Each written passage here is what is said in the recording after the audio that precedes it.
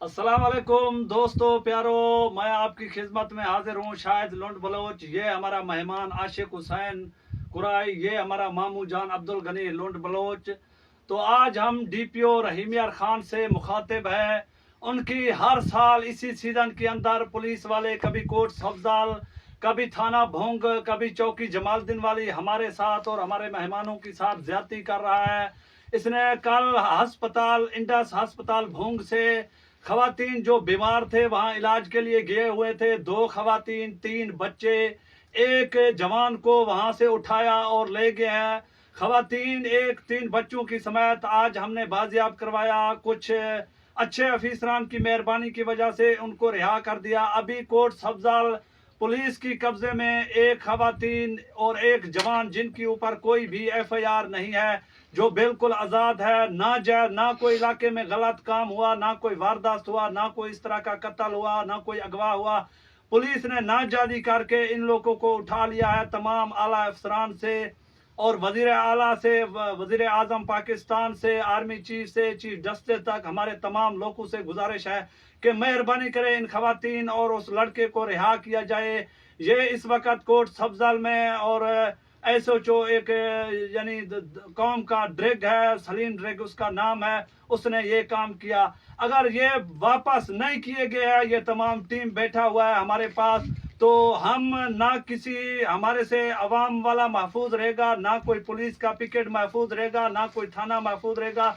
ये गोले भी हम बजाएंगे, रॉकेट लॉन्चर भी बजाएंगे, क्योंकि हम प्यार मोहब्बत के साथ गुजारिश कर रहे हैं एजी उस्मान अनवर साहब से, डीपीओ रहीम यार खान से, कि इनको बाइज्जत बरी कर दे।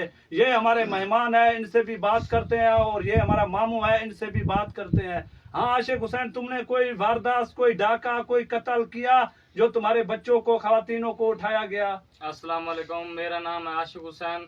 मैं शायद लोंड का मेहमान हूँ, इधर बैठा हुआ हूँ। मैंने कोई जुर्म नहीं किया अभी तक, ना कोई कत्ल किया है, ना कोई अगवा किया है।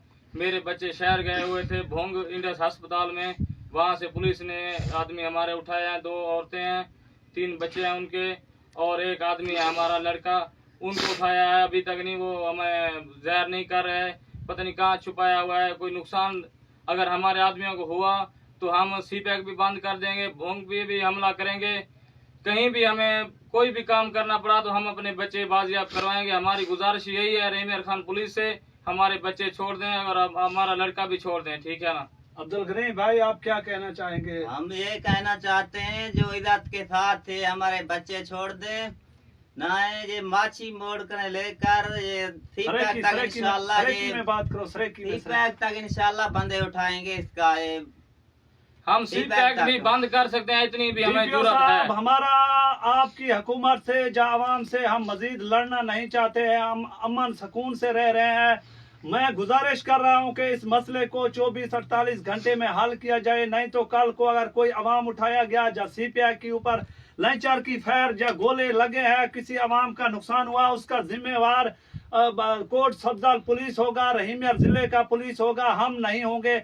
हम मजबूरी की तहत वीडियो रिकॉर्ड कर रहे हैं, आगे आप लोगों की मर्जी है, अमन चाहो या लड़ाई चाहो। इज्जत नाल जे क्या ना बच्चे वापस कर दो, तमाम मीडिया साहब खराब न करो। तमाम मीडिया साहबियों से गुजारिश है, इस वीडियो को जल्द से जल्द आरपीओ साहब तक और डीपीओ साहब तक, आईजी पंजाब डॉक्टर उस्मान अनवर तक इनको पहुंचाए। बच्चों को, खवातीनों को और उस जवान को रिहाई दिला दे। हम आदमी भी अगवा करेंगे और रोडें भी ब्लॉक करेंगे, सीपैक भी बंद कर देंगे, ठीक है ना? थानों पे भी हमला करेंगे, हमारे बच्चे जो है ना इज्जत से वापस कर दें। मेहरबानी दोस्तों, पाकिस्तान जिंदाबाद, पाक फौज पैंदाबाद।